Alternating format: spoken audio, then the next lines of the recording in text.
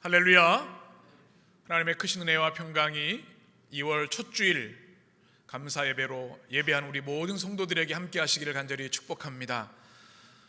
2월 첫 주일이 되어서 우리 해림의 모든 성도들은 우리 믿음의 전통에 따라서 첫 주일 알파와 오메가 되신 하나님께 감사하며 감격하며, 하나님 이 한 달도 주님이 주인이시오니 우리의 모든 삶을 주장하여 주시고 이 한 달도 주님 동행하여 주옵소서 하는 마음으로 우리가 첫 주일 감사 예배를 구별하여 드립니다. 헌신하며 드립니다. 주님께서 큰 영광 받으실 줄 믿습니다. 2월 한 달도 우리 성도들에게 하나님의 임재와 영광이 함께 하시기를 간절히 축원합니다. 이번 주에는 설 명절이 있습니다. 그런데 코로나19 때문인지 명절 분위기가 나지 않은 것 같습니다. 방역에 또 힘써야 되는 중요한 시기여서 마음껏 우리 사랑하는 가족들을 만날 수 없어서 참 안타까운 그런 상황인데요. 그럼에도 불구하고 우리 가족들과 함께 또 영상 통화도 하시고 또 사랑의 안부 나누시면서 행복하고 즐거운 명절이 되셨으면 좋겠습니다. 우린 또 한 번의 새해를 맞이하면서 소망들이 있죠.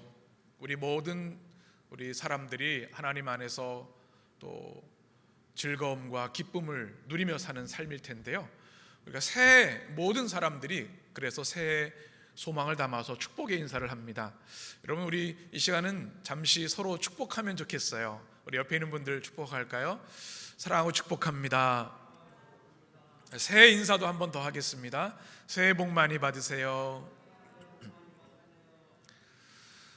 우리가 새해가 되면 새해 복 많이 받으세요 이렇게 인사하는데요, 참 좋은 인사죠.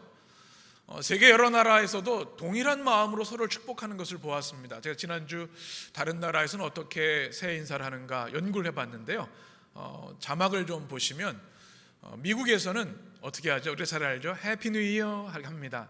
대표적으로 뉴욕 타임스퀘어에 큰 공을 만들었다가 그것을 열어서 새해가 되면 막 그 꽃가루 뿌리게 되지요. 카운트다운도 하고 불꽃놀이도 합니다. 그리고 프랑스에서는 제가 발음이 맞는지 모르겠는데 보나네라고 하는데요, 이게 과자 사진이 있죠. 왕의 과자라는 뜻이랍니다. 새해가 되면 이렇게 큰 파이 같은 과자를 만들어 먹는데 그 파이 한 조각에 조그만 손가락 한 마디만한 인형이 들어있다는 거죠. 그게 왕인데요, 그 조각을 가진 사람은 그 하루 동안 왕 노릇한다는 거죠. 그런 재미있는 풍습이 있답니다. 독일은 한번 우리 같이 읽어볼까요? 프로헤스 노예르 야르.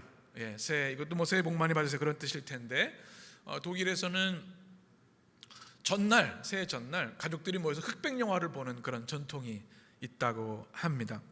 또 스페인, 여러분 스페인어 하시죠? 한번 읽어보겠습니다.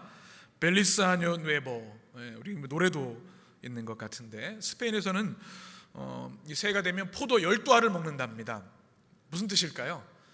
12달 동안 행복과 건강의 길을 기원하는 마음으로 포도를 먹는다고 하지요. 중국은요, 발음이 참 어려운데 쭈니시니 엔과일러 뭐 이렇게 인사를 한답니다. 그래서 보면 여러분 복주머니 있잖아요. 새해 되면 우리 세뱃돈 이렇게 주기도 하고, 춘절이라 그래서 일주일 동안 연휴를 하지요. 베트남은 한번 같이 읽어보겠습니다. 쭉뭉남머이.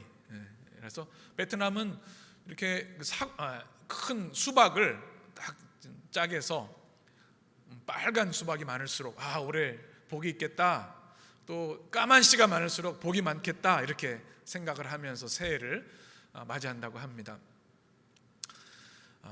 우리나라 새해 복 많이 받으세요로부터 시작해서 전 세계가 새해를 새로운 소망으로 기원하고 축복하는데요, 공통점이 있어요. 뭘까요? 바로 복에 대한 것입니다. 새로 시작되는 해에는 여러분에게 복이 많이 있기를 원합니다 하는 마음으로 새해 소망을 담아 인사를 한다는 것이죠. 여러분 복 싫어하는 분 없으시죠? 성경에도 복에 대한 내용이 참 많습니다.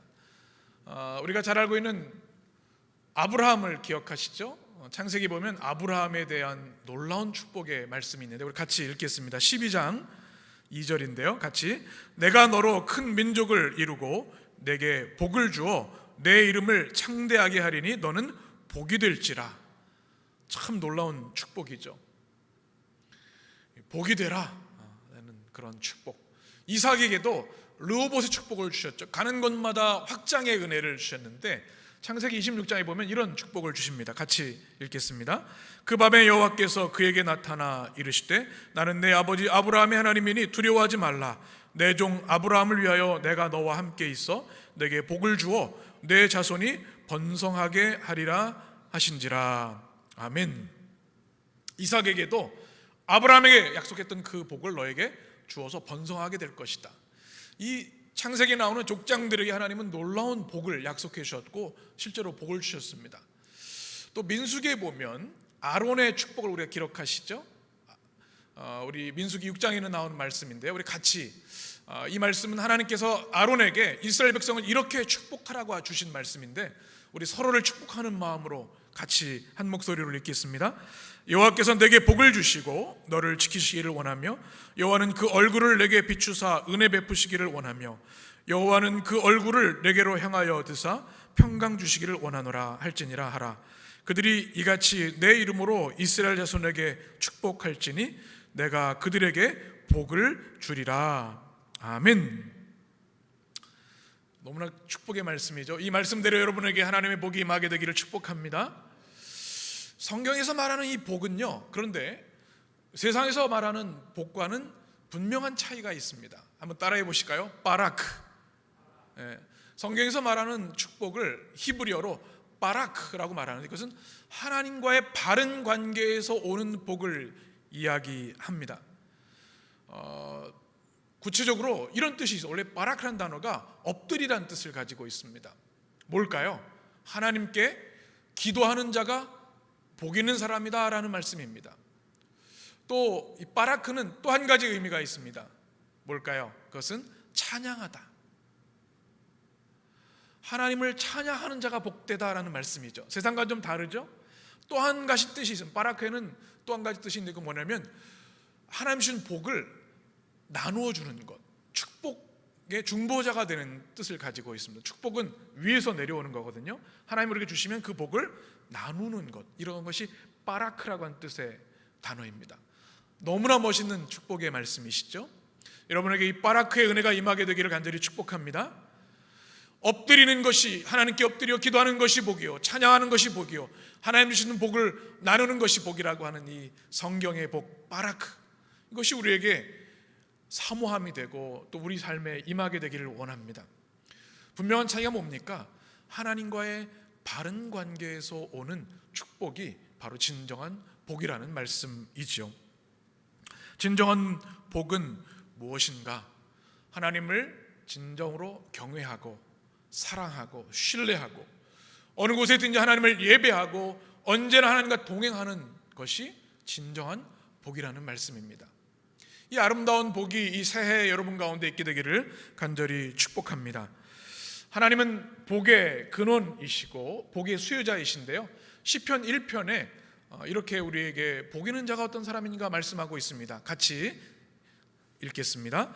복 있는 사람은 악인들의 꾀를 따르지 아니하며 그들의 길에 서지 아니하며 오만한 자들의 자리에 앉지 아니하고 오직 여호와의 율법을 즐거워하여 그의 율법을 주야로 묵상하는도다. 그는 시냇가에 심은 나무가 철을 따라 열매를 맺으며 그 잎사귀가 마르지 아니함 같으니 그가 하는 모든 일이 다 형통하리로다. 아멘. 너무나 아름다운 말씀이죠. 여러분 암송하시는 분도 많이 계실 텐데, 복 있는 사람은 시편의 150편 전체 첫 글자가 아쉬레라고 하는 히브리어입니다. 바라크라는 축복과 함께 아쉬레라는 복이 있는데요, 이것은 뭔가 하면 참으로 복되도다, 참으로 행복하도다 라고 하는 감탄사 같은 말씀입니다. 뜻이 뭔가 하면 우리가 이 땅에서 잘 먹고 잘 사는 그런 것이 복이 아니라 하나님의 말씀대로 바르게 살아갈 때, 하나님의 말씀에 순종하며 살아갈 때 우리의 삶에 복이 임하게 된다고 하는 아쉬레의 복을 우리에게 말씀하고 있습니다. 그래서 뭐라고 말씀합니까? 악인들의 꾀를 쫓지 아니하고, 그리고 뭐예요? 죄인들의 길에 서지 아니하고 오만한 자의 자리에 앉지 아니하는 것, 이게 복 있는 사람 아쉬레, 바르게 살아가는 삶이 복이다라는 말씀입니다. 그리고 오직 여호와의 율법을 즐거워하며 주야로 묵상하는 자가 복되도다 말씀하고 있죠. 그러면서 뭐라고 말씀하세요? 시냇가에 심긴 나무와 같다. 여러분, 올 새해에도 여러분의 삶이, 여러분의 가정이, 우리 교회가 시냇가에 심긴 나무처럼 하나님의 은혜와 축복이 임하게 되기를 간절히 축복합니다. 얼마나 큰 거예요. 시들지 않죠. 푸르고 청청합니다. 때를 따라 열매를 맺어요. 그러면서 복 있는 자에게 주시는 삶이 뭐냐면 3절에 보면 형통에 대한 말씀을 하고 있습니다. 하나님의 복을 사모하는 자, 그 복을 누리는 자에게 주는 삶이 뭐냐면 형통한 삶입니다. 제가 오늘 설교 제목을 하나님이 주시는 형통한 삶이라고 정했는데요, 우리의 인생에, 우리 새해에 하나님이 복을 주심을 인해서 형통한 삶이 있게 되기를 간절히 소망합니다. 여호수아 1장의 말씀, 우리가 함께 신년 말씀으로 나누고 있는데요, 여호수아는 큰 두려움과 절망 속에 있었습니다. 왜 그래요? 그 위대한 지도자 모세가 죽었고 앞 건너야 할 요단강이 앞에 있고 이미 철기 무기를 가지고 있는 가나안 족속들이 가나안 땅을 점령하고 있기 때문에 큰 두려움에 빠졌습니다. 그때 하나님께서 뭐라고 말씀하세요? 여호수아야, 쿰, 일어나라. 절망의 자리에서, 죽음의 자리에서 일어나라. 그리고 내가 내게 밟는 모든 땅을 내게 주리라. 내가 너와 함께 할 것이다. 강하고 담대하라 말씀하고 있습니다. 그리고 오늘 주신 7절에서 9절의 말씀이 주는 말씀이 뭐냐면 그렇게 할 때 내가 너에게 형통한 삶을 줄 것이다. 너무나 큰 축복의 말씀이죠. 두려워하는 여호수아는 이 주님의 약속, 내가 너에게 형통의 삶을 줄 것이라는 말씀을 인해서 용기를 얻고 이제 2장, 3장을 통해서 하나님이 약속하신 그 땅으로 담대한 마음으로 나아가게 됩니다. 그럼 형통이 무엇일까요? 하나님 약속하신 형통, 한자로 찾아보니까 사전적 의미는 이렇습니다. 형통할 형, 통할 통. 그러니 뜻대로 다 잘 되는 것, 모든 일이 뜻대로 잘 되어가는 것, 형통이라고 하는 건데요, 성경에서 말하는 의미는 조금 다릅니다. 찰라흐라고 하는 히브리어인데 이것은 거칠 것이 없이 앞으로 돌진하다, 또 앞길이 평탄하다라고 하는 그런 번성의 축복을 말하고 있습니다. 이 찰라흐라는 단어가 쓰인 것이 바로 우리가 읽었던 시편 1편 3절의 말씀입니다. 우리 다시 한번 같이 읽겠습니다. 그는 시냇가에 심은 나무가 철을 따라 열매를 맺으며 그 잎사귀가 마르지 아니함 같으니 그가 하는 모든 일이 다 형통하리로다. 찰라흐, 아무리 가뭄이 있고 물이 없어도 시냇가에 심긴 나무에게는 모든 것이 거칠 것이 없는 거예요. 잎사귀를 맺고 열매를 맺는 거죠. 이 찰라흐의 축복, 이것이 형통의 축복입니다. 또 한 가지 히브리어에는 한번 따라해 볼까요? 사칼이라고 하는 단어로 쓰여져 있습니다. 이것은 오늘 여호수아 1장 7절의 말씀인데요, 같이 읽습니다. 오직 강하고 극히 담대하여 나의 종 모세가 내게 명령한 그 율법을 다 지켜 행하고 오로나 좌로나 치우치지 말라. 그리하면 어디로 가든지 형통하리니. 아멘. 이 단어가 뭐냐면 사칼, 시편 1편의 찰라흐와는 조금 다른 건데요, 이 사칼이라는 단어는 이해하다, 그리고 신중하다, 그리고 또 그 말씀대로 순종하다, 그렇게 될 때 형통하게 되다, 성공하게 되다라는 뜻을 가지고 있습니다. 그러니 형통이라는 단어가 우리가 한자에 가지고 있는 사전적 의미보다는 훨씬 넓고 하나님 중심의, 무엇보다 말씀 중심의 축복인 것을 우리는 알게 됩니다. 이 놀라운 축복, 찰라흐, 거칠 것이 없는 하나님의 형통의 축복, 또 하나님의 말씀으로 인해서 살게 되는 바르고 아름다웠고 생명력이 넘치는 삶, 이 아름다운 형통의 복이 우리 모든 성도들과 가정 위에 임하게 되기를 축복합니다. 그러면 어떻게 우리가 이 형통의 삶을 하나님께로부터 받을 수 있을까요? 하나님은 이 형통의 삶을 누리는 축복을 오늘 말씀 통해 약속하고 계신데 세 가지입니다. 첫 번째, 우리 같이 대지를 같이 읽겠습니다. 말씀을 지켜 행하라. 아멘. 우리 7절 말씀 같이 읽습니다. 오직 강하고 극히 담대하여 나의 종 모세가 내게 명령한 그 율법을 다 지켜 행하고 우로나 좌로나 치우치지 말라. 그리하면 어디로 가든지 형통하리니. 아멘. 하나님께서는 여호수아에게 두려움에 사로잡혀 있는 그에게 다 형통할 것이다 약속해 주시면서 강하고 담대하라고 말씀하셨습니다. 왜 그러셨을까요? 두 가지 의미가 있습니다. 강하고 담대하지 않고는 이제 가나안 땅에 들어갈 수가 없는 거예요. 요단을 건널 수도 없고요. 또 그 땅에 있는 가나안 족속들, 강력한 군사를 가진 그 족속들과 싸워 이길 수가 없는 거예요. 그래서 강하고 담대한 믿음이 필요했습니다. 그런데 더 중요한 의미가 있어요. 왜 주님께서 강하고 담대하라고 하셨냐면 하나님의 말씀을 다 지켜 행하기 위해서. 오늘 말씀 7절에 그게 그대로 기록되어 있죠. 강하고 담대한 믿음이 필요하다는 것입니다. 왜 그럴까요? 여러분, 하나님께서 여호수아와 이스라엘 백성에게 약속의 땅, 젖과 꿀이 흐르는 가나안 땅을 주시기도 한 이유가 무엇일까요? 이 땅 없는 백성, 히브리 노예들이 정착하는 복을 주시려고 하는 하나님의 축복이 있는데요, 더 중요한 하나님의 뜻이 있어요. 그 땅에서만큼은 그 당시 고대 근동에 있었던 백성들을 착취하고 또 노예로 취급하고 인신제사를 드리고 우상을 숭배하고 음란한 그 땅이 아니라 하나님의 공의의 말씀, 사랑의 말씀대로 그 약속의 땅에서 살아가기 위해서 하나님은 이 축복을 주신 거예요. 그래서 더 중요한 게 뭐냐면, 그 땅에 들어가는 것도 중요하지만 더 중요한 건 뭐냐면 하나님의 말씀을 다 지켜 행하는 것입니다. 그러기 위해서는 강하고 담대한 리더가 필요한 거죠. 그냥 내가 편하니까 좋으니까 타협해서는 안 되는 거예요. 여러분, 가나안 땅에는 이미 많은 가나안의 우상들이 있었고요, 그 땅에 신들이 있었습니다. 풍요와 부요, 음란, 또 착취의 일들이 거짓 신들에 노출되어 있었던 거죠. 근데 그 땅에 들어가도 그것에 동화돼 버리면 아무 의미가 없는 거예요. 그래서 하나님께서 주신 말씀 뭐냐면 내가 형통한 삶을 줄 것인데 어떻게 해야 된다고요? 말씀대로 다 지켜 행해야 된다.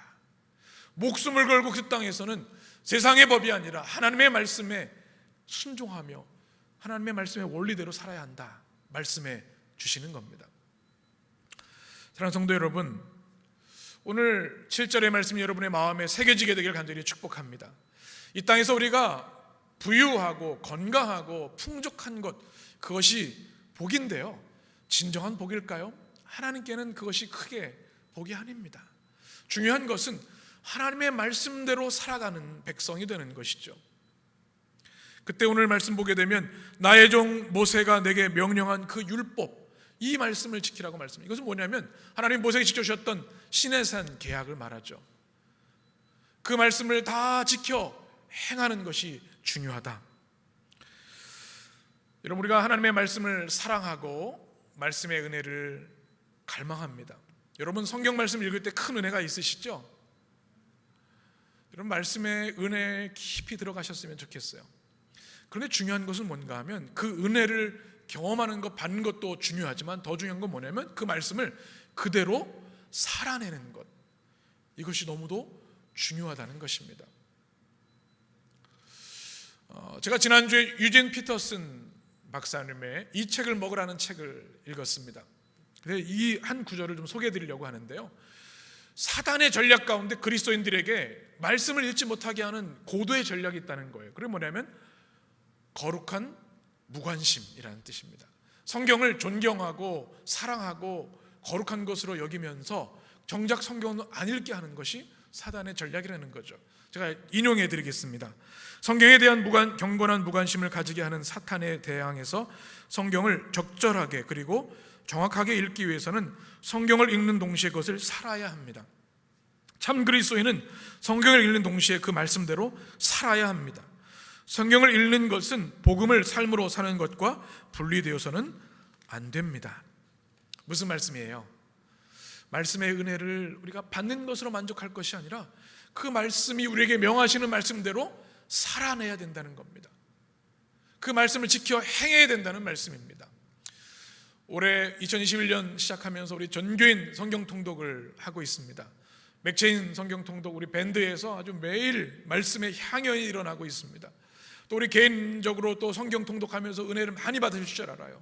올 한 해 우리 해림의 성도들이 하나님의 말씀과 은혜에 깊이 들어갔으면 좋겠습니다. 말씀의 부패 같아요. 한 말씀 한 말씀이 얼마나 귀하고 꿀같이 단지요. 은혜가 우리 안에 충만히 거해야 되겠습니다. 그런데 거기서 머물러서는 안 됩니다. 그 말씀이 내게 요구하는 말씀이 있어요. 그 말씀을 지켜 행해야 되는 거죠. 실천하는 거죠. 우리의 삶으로 살아낼 때 우리의 삶에 형통의 삶이 임하게 된다는 것입니다. 말씀에 생명이 있고 치유가 있고 권능이 있기 때문에 그 말씀대로 우리가 지켜 행할 때 하나님께서 우리에게 사칼, 찰라흐, 이 형통의 복을 우리에게 주실 줄 믿습니다. 신명기 29장 9절 말씀 같이 읽겠습니다.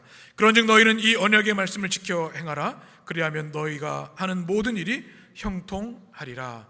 어떻게 하라고요? 지켜 행하라. 그러면 너에게 형통이 임할 것이다. 이 말씀대로 여러분의 삶에 하나님의 형통의 복이 임하게 되기를 축복합니다.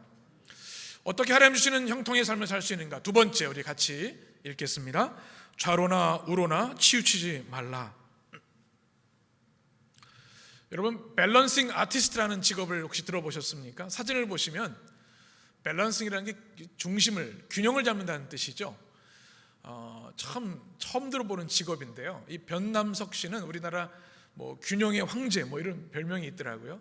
밸런싱 아티스트라고 하는 직업을 가지고 있어요. 사람들에게 퍼포먼스를 하는 겁니다. 이 병들이 균형을 잡아서 도저히 안 될 것 같은데 잘 서 있습니다. 다음 사진도 한번 보시면요, 돌을 세워요. 집에 돌이 많으시다 그래요. 늘 그 생각을 하신다죠. 그 다음 사진 보시면 심지어는 오토바이를 이렇게 돌 위에 세우는 탁월한 균형 감각인 것 같아요. 얼마 전에 방송에도 나왔었죠. 제가 좋아하는 프로그램인데 보니까 이렇게 균형을 잡고 또 유재석 씨를 이렇게 어떻게 균형 잡아 서게 하는 모습을 보았습니다. 저는 이 밸런싱 아티스트라고 하는 직업을 보면서 이게 이 시대에 꼭 필요한 통찰이 있다. 균형이 어느 때보다도 중요한 때라는 생각을 합니다. 우리 사회가 너무나 양극단으로 치우쳐 있습니다. 정치적으로나 이념적으로나 사회적으로, 또 우리 교회도 마찬가지고 사회적으로도 그렇고 이게 극단으로 치우쳐 있어서 참 위태위태하고 위험하다는 생각을 합니다. 우리 개인의 삶도 마찬가지, 가정도 마찬가지죠. 우리 삶이 균형을 잘 잡아야 그것이 건강하고 아름다운 삶이 될 수 있는 거죠. 하나님께서 여호수아에게 이것을 명하셨어요. 7절의 말씀 보시게 되면 그 율법을 다 지켜 행할 뿐만 아니라 뭐라고 말씀하냐면 어떻게 해요? 우로나 좌로나 치우치지 말라. 여기서 타스루라고 하는 단어, 치우치지 말라는 말, 우로나 좌로나 치우치지 말라는 단어. 이 타스루의 첫 번째 의미는 한쪽으로 기울어지다라는 뜻을 가지고 있습니다. 여러분, 한쪽으로 기울어지면 어떻게 될까요? 넘어집니다. 여러분, 균형이 쉽지 않아요. 기울어지면 넘어지고 망가지고 때로는 이것이 파괴되고 맙니다. 이 건물도 균형이 안 잡히면 어떻게 돼요? 무너집니다.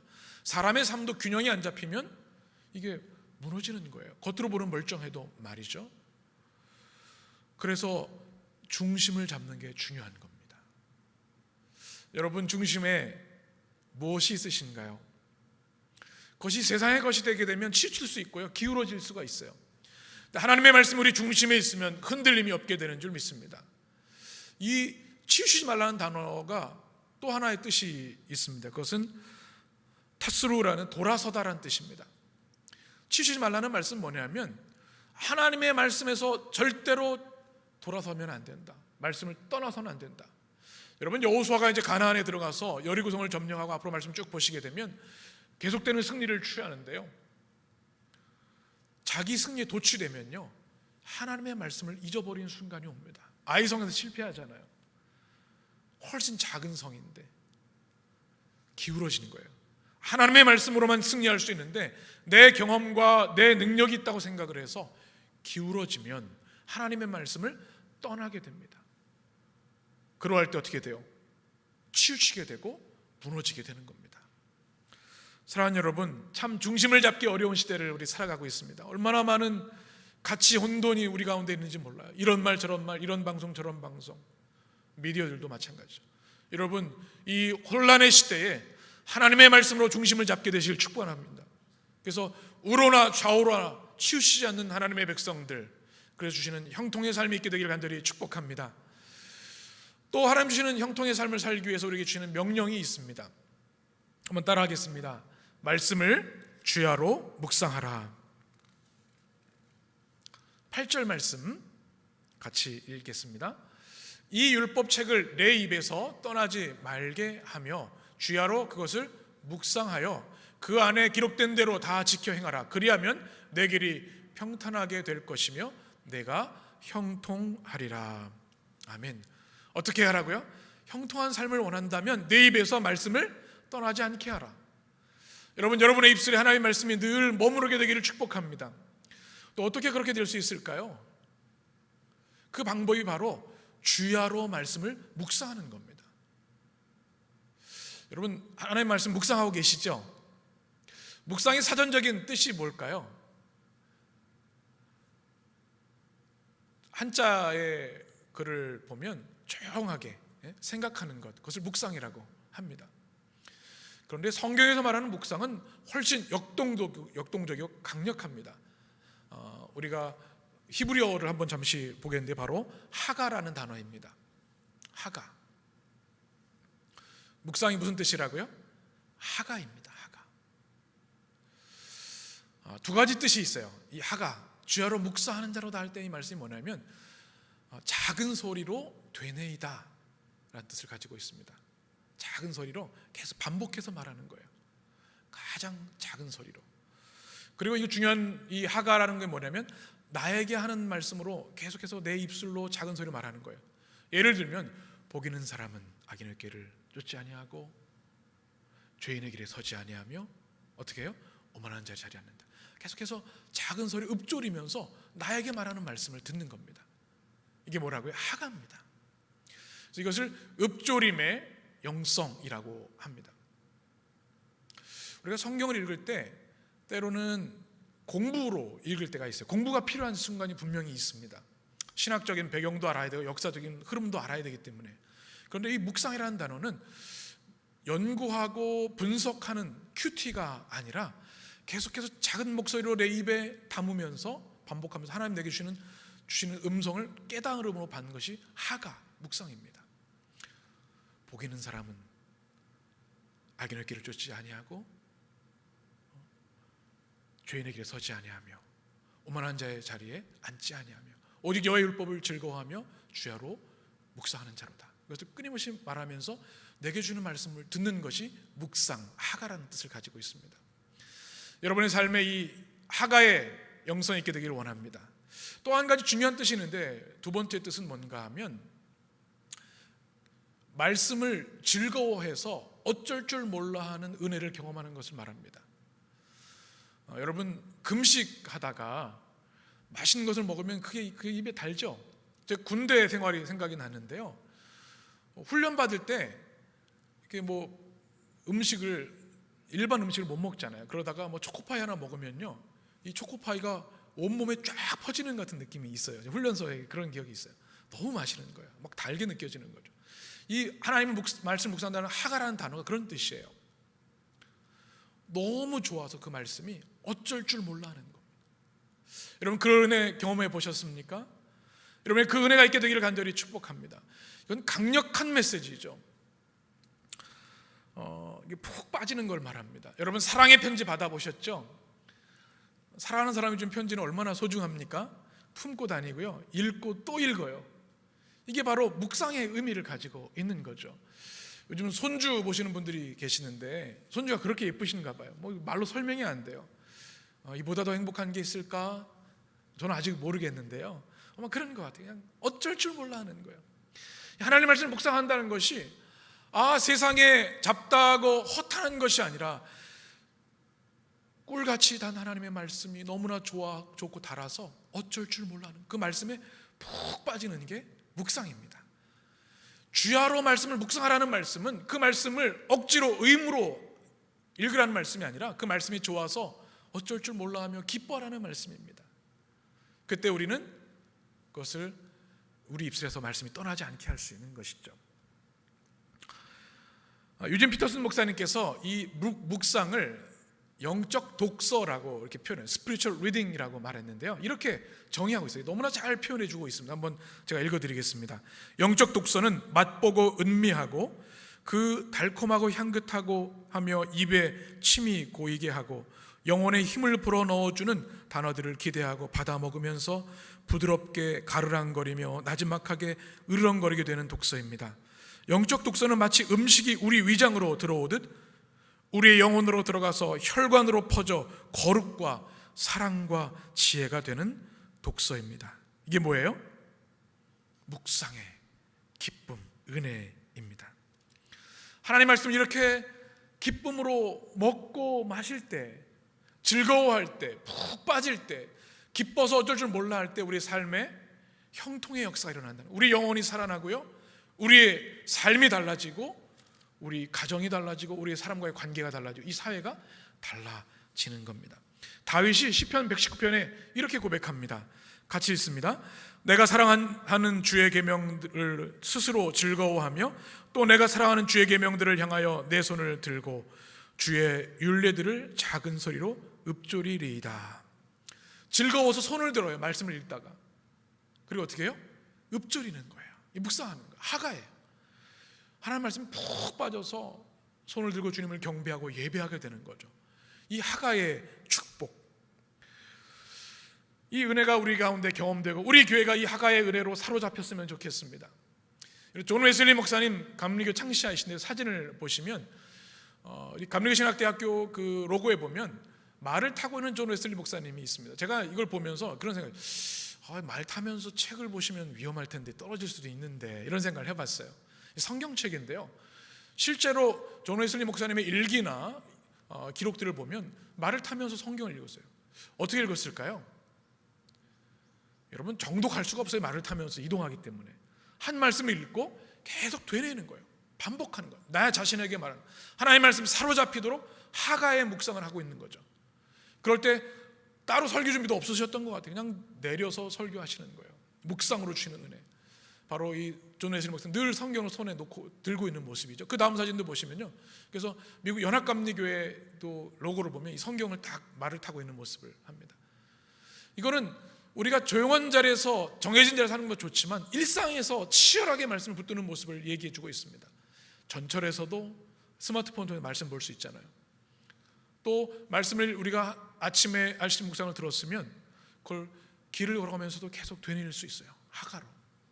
설거지하면서도 여호와는 나의 목자신 내게 부족함이 없으리로다. 여러분, 이 은혜가 여러분 가운데 있게 되기를 원하고 올 한 해 이 하가의 영성, 하가의 축복이 여러분의 삶에 있게 되기를 간절히 축복합니다. 이제 2월이 시작되었고요, 우리는 또 한 번의 새해를 맞이합니다. 저는 우리 해림의 모든 성도들을 위해 기도하면서 이런 기도를 합니다. 하나님, 우리 해림의 모든 성도들, 가정들, 하나님 주시는 형통의 삶이 있게 하여 주옵소서. 여러분의 영혼과 마음과 육신, 가정과 사업장, 여러분의 사랑하는 모든 이들을 위해 이 형통의 축복이 찰나흐, 거칠 것이 없는 하나님의 은혜가 사칼, 하나님의 은혜로 모든 것이 평탄하게 되는 축복이 여러분 가운데 있게 되기를 간절히 축원합니다. 또 우리 교회가 형통하는 교회 되기를 원합니다. 어떻게 해요? 그 말씀을 다 지켜 행해라고 말씀하고 있습니다. 우로나 좌로나 치우치지 말라고 말씀합니다. 말씀이 우리 입에서 떠나지 않고 주야로 그 말씀을 묵상하라고 말씀합니다. 모든 교회의 부흥, 교회의 개혁은 하나님의 말씀에서 시작되었습니다. 우리 교회에 단 한 가지 올해 목표가 있어요. 뭐예요? 말씀의 능력으로 성장하는 해림교회, 말씀의 능력으로 성장하는 우리 성도들이 되는 것입니다. 하나님의 말씀을 먹는 거룩한 공동체가 되길 원합니다. 하나님의 말씀을 사랑해서 밤낮으로 읽고 하가 깊은 묵상으로 들어가는 교회 되길 원합니다. 그래서 죽은 것이 살아나고 상처가 치유되고 병든 것이 완쾌되어지는 역사, 영혼들이 주님께 돌아와 주 예수 그리스도의 십자가의 은혜, 구원과 영생을 얻게 되는 역사, 주님의 교회가 이 땅의 빛과 소금이 되는 역사, 구원의 방주를 이루는 역사가 우리 모든 성도들의 삶과 우리 해림교회 위에 임하게 되기를 간절히 축원합니다. 기도하겠습니다.